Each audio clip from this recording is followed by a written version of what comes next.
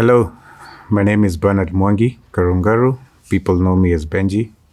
I'm going to give you a story in about 3 phases.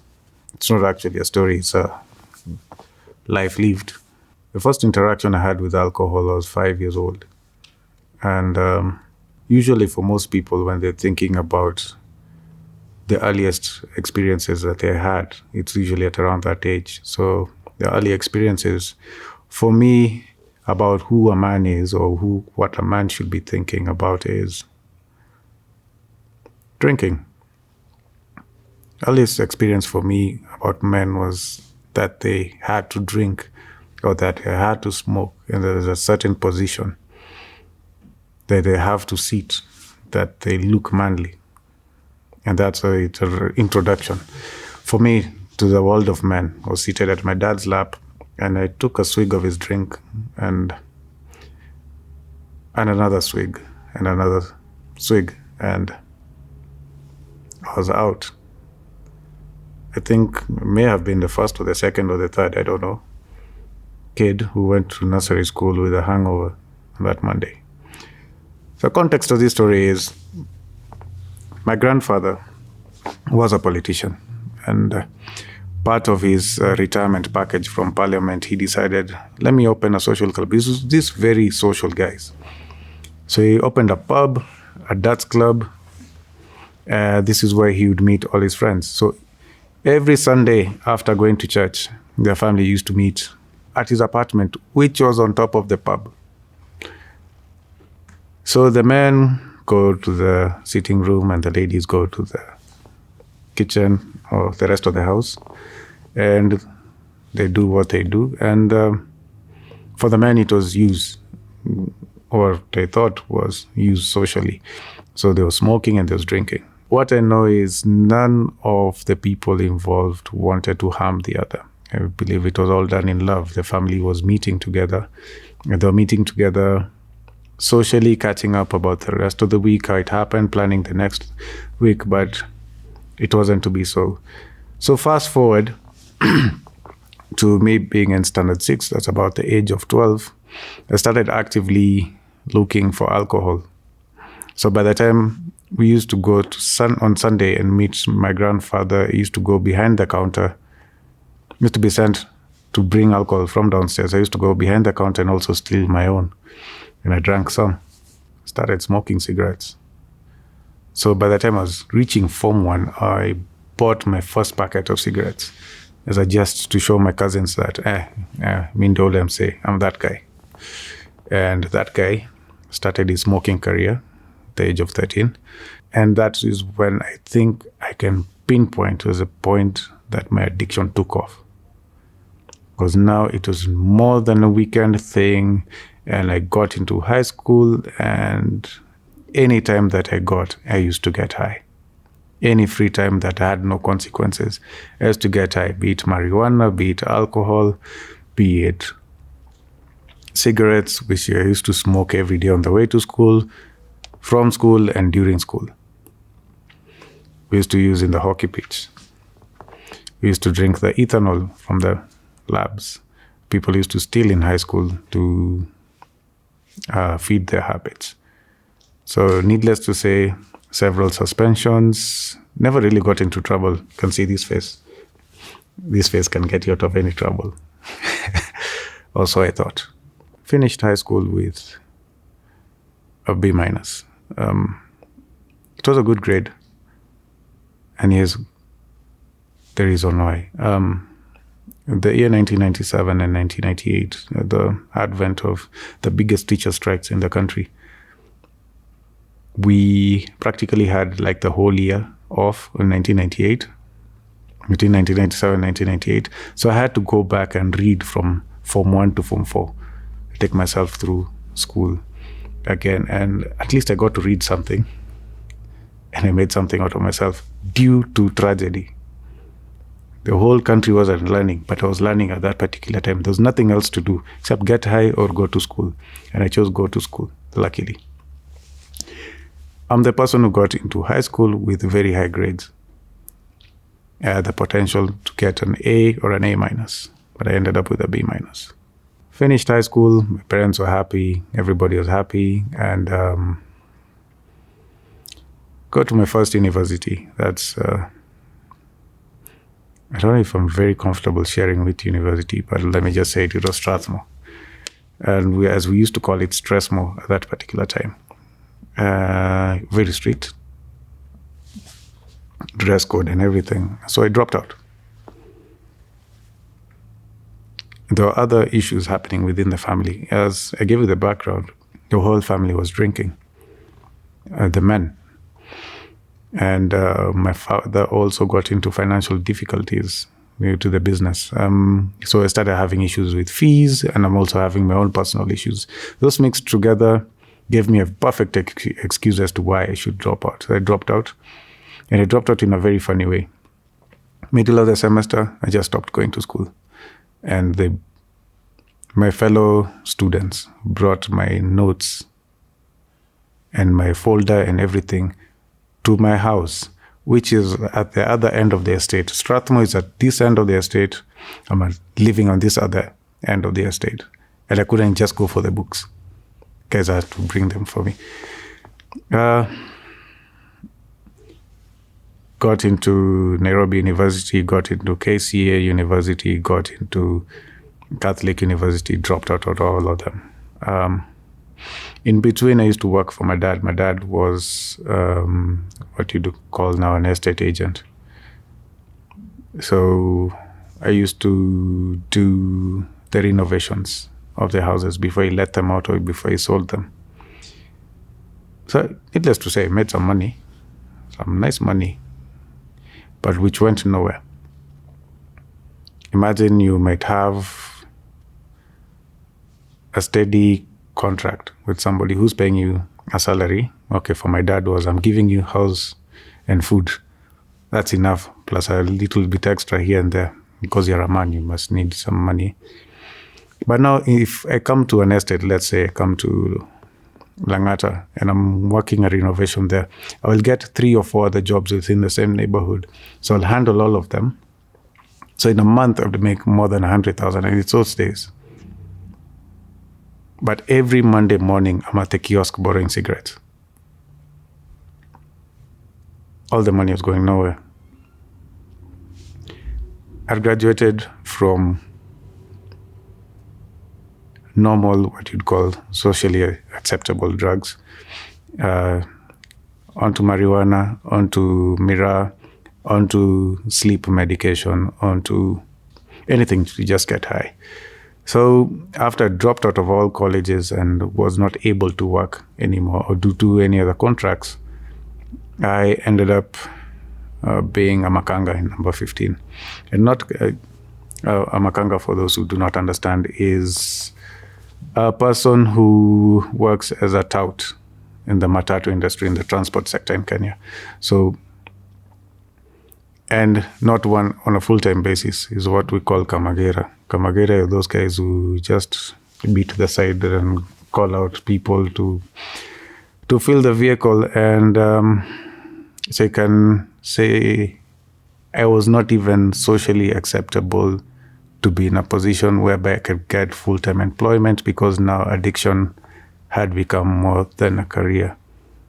I was using drugs morning, evening, afternoon. I used to operate between 4 p.m. and 6 a.m. every day. The rest of the time I'm asleep. So luckily or unluckily, a certain particular year, I started getting arrested very, very many times. Assault, theft, assault again, theft, drunk and disorderly, like nearly every weekend. And it's not that I've done really something, but I'm just found in the wrong places at the wrong time. I got arrested one last time. And I was asking myself, why am I getting arrested? And by the way, we thank God for this gentleman called Mishuki, because he really clamped down at the matatu industry. And if it was not for that, I don't think I would have been arrested all those times. And they got me to a point where I started thinking about myself. So I got to ask myself several questions. in this police cell, in our stadium police station. Is what am I doing normal? I must be really mad because have these big ideas and big dreams and nothing is moving. I'm becoming like my uncles who had gone into full-blown alcoholism and addiction. Their lives are not moving on. I'm stuck in the same space. I'm not moving forward. I'm not moving backwards. I must be doing something crazy. So therefore, I decided, let me kneel down and ask God, God, take me to Mathare. For those who do not know, Mathare is the psychiatric institution at that particular time that was public and had no resources at that particular time. So it was the crazy house of the nation. We went on day 2 in the police cells. Those days you could be held for a long time in the police station. This is the year 2003. And I started undergoing withdrawals. So the drugs that had smuggled into the cell, the mirror had run out. I'd run out of cigarettes. I'd run out of weed. So I started going through withdrawals. And I started shaking so badly that the policeman on duty looked for all the old flags that were there for the Nyayo Stadium, which is a national football stadium. And the city council flag, all those flags were just placed on me for me to stop vibrating and being sick. So even the cop was telling the other cops, hey, this one is going to die here. And they're like, no, it's just alcohol. No, this one will just die. This one will die here. So luckily or unluckily, they got tired of me. After 4 days, I was out. After going out of the house, I got home. And this time, my mom was not there. My dad was practically working in and around Nairobi, in and out all the time. And I got arrested one last time. So what I didn't know was these guys who have come to arrest me, one of them was a cop. The other guys were to do an intervention. So they take me to rehab. But before I get to rehab, I go through CID headquarters, the whole mix. And I'm giving a detailed account of what I've been doing for the last several days or months. And if there's trouble, I'd cooked myself into a corner, very, very bad corner. So basically the information was given to me. It's either you go to rehab or you face your consequences of your actions. So I got to rehab, but I wasn't boarding. I knew I had a problem. I didn't accept that I was an addict. So for the first 2 months of rehab, I did not enter any session. I did not go for any group therapy. I basically felt better working in the garden, slashing, cooking, doing other activities other than therapy. The 3rd month, there's this guy who came to visit. And he came to visit to see the facility. And he was saying, he gave out his story. I was resonating with the story. And everybody got to share their story. And when I was talking about mine, I was blaming my dad, I was blaming my mom, I was blaming myself, I was blaming everything other than facing up to responsibility. He told me, you're an addict. I was like, you're an addict. I was wondering, okay, who is this he's calling an addict? So I dived into the books that are available there. And remember, I'm not the conventional type of person who'd sit through class or anything. I would rather learn the things myself. So went through the knowledge, acquired most of the knowledge. So by the time I was checking out of rehab, I was on my 5th month. Conventional time is 3 months. Came out of rehab just after December 12th, 2013. And December 23rd, I'd already gone out once, clubbing, and I felt I'm doing the same things that I used to do when I was in active addiction. And in essence, what was happening is I had not taken care of my addictive nature. I had just been abstinent, but I didn't know it at that particular time. So I quit. life and went back to rehab until January 4th, when I felt I would be safe enough. By that particular short time I was in rehab, I got to start thinking about, okay, there is being physically sober and there's thinking sober and acting sober. So we started having this internal dialogue about, okay, there's something quite empty within me. And this is the second part of my life. There's something within me which was quite empty, which I needed to take care of. And I started this introspective journey of looking into, is it religion? Is it God? Which I got to later find out it was a relationship with God. So I looked for it to fill this hole through casual relationships out there. I got to continue therapy again. I got to understand that it is not religion, because I had experimented and went through several religions. It is not the relationships that you have with people. It is not a drug. It is your relationship with your higher power as you understand him, as in the proper application of the 12 steps that people go through when they're in treatment facilities. And I decided, let me pursue that goal of having a better relationship with God as I understood him. And here's a wonderful thing. I started to have peace or making up with family members. I started making up with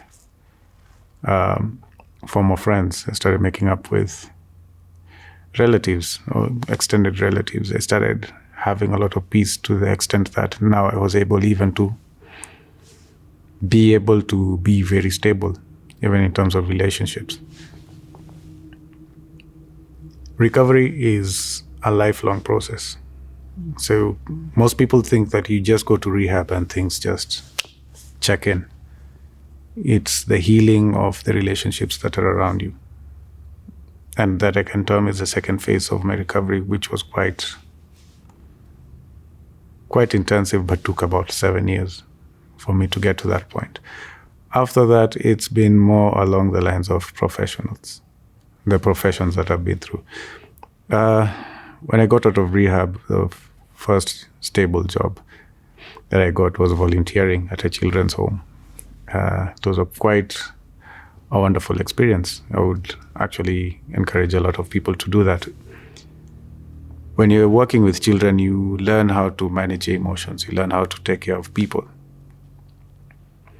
Managing emotions, that is, if you're depressed, if you're angry, if there's something wrong with you emotionally, a child will pick up on it very, very fast. And if they pick up on it very fast, that child will mirror the same emotion to you. So if you're agitated, the child will become agitated. And therefore, if you're fast enough to notice that, you'd know there's something wrong with you. If not, you'll be forever at odds with the kid. So that helped me a lot on that aspect. Got trained by a UN project that was working on HIV/AIDS. But most of the projects in Kenya, which were very early on dealing with addiction, started through the angle of HIV/AIDS. And here's a kicker. People who used heroin at around the year, I think 2002, 2003, when there was a research done by the World Health Organization with the University of Nairobi. I'll try to remember properly. And the United Nations Office on Drugs and Crime showed that 65% of the people who injected heroin in Nairobi and Mombasa, especially in Mombasa, had HIV/AIDS. 35% of the people who injected heroin in Nairobi had HIV/AIDS, and you're not talking about anything else.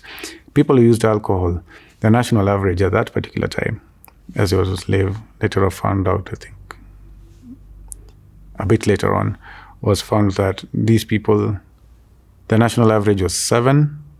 Depending on which area they came from, the percentage was between 12 to 20% of these people had HIV/AIDS. So it was found to be that people who used drugs and alcohol had higher proclivity to get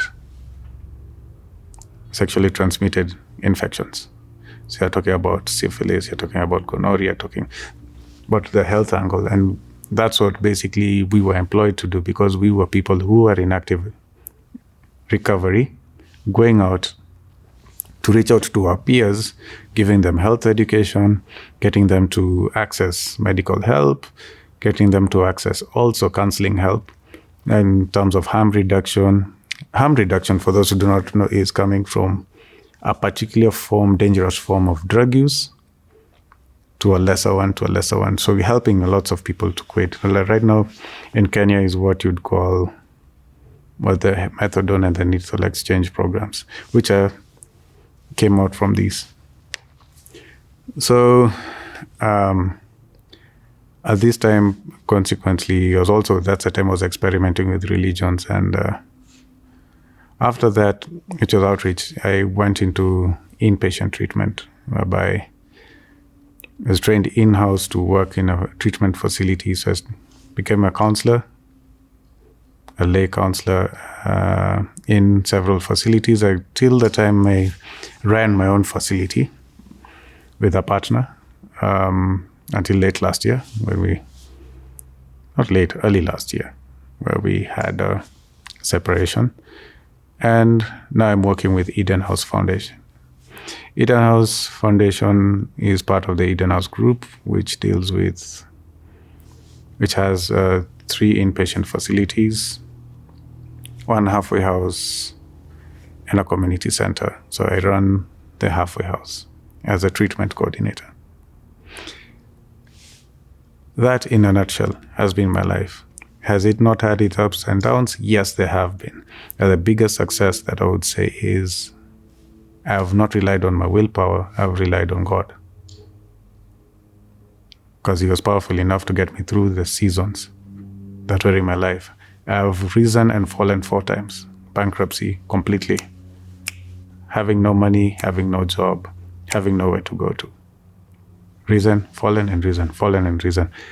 And I have not gone back to drug use because, again, of God.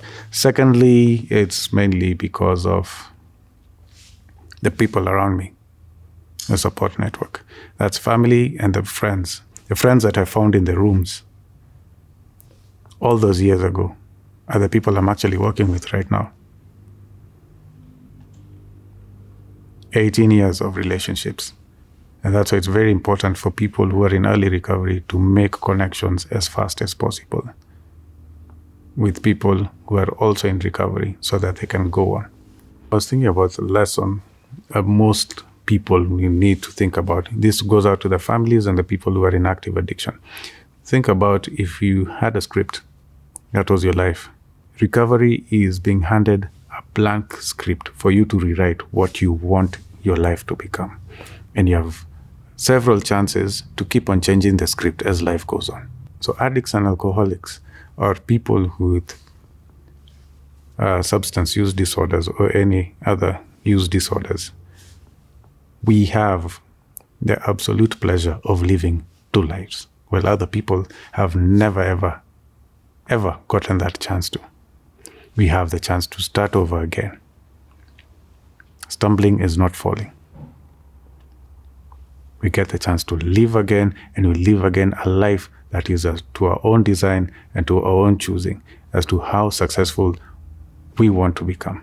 So therefore, we have the choice to make to be however successful we want to become or however miserable we want to remain. Same goes to our family members. Remember, there's something called codependency. Codependency, in a nutshell, is whereby the family of the addict is addicted to the addict. Here's an example. The family's lives are placed on hold until they know what the addict is feeling. For example, if the addict or alcoholic, until the time they get home, that's when the family will know how to react to them. For example, if the person comes in shouting and screaming, they'll all act accordingly. If the person is happy, the whole family is happy. If the person comes in sad, they'll all act in their various ways. Until we, as a family members, have also started to live our own lives, but not held hostage by our family members' addictions. That's also the only time that we will also be free. and we can also rewrite our own scripts. We are not to be imprisoned and be afflicted by addictions. We can live a life full of hope, full of freedom, and full of positive consequences. Thank you for allowing me to share.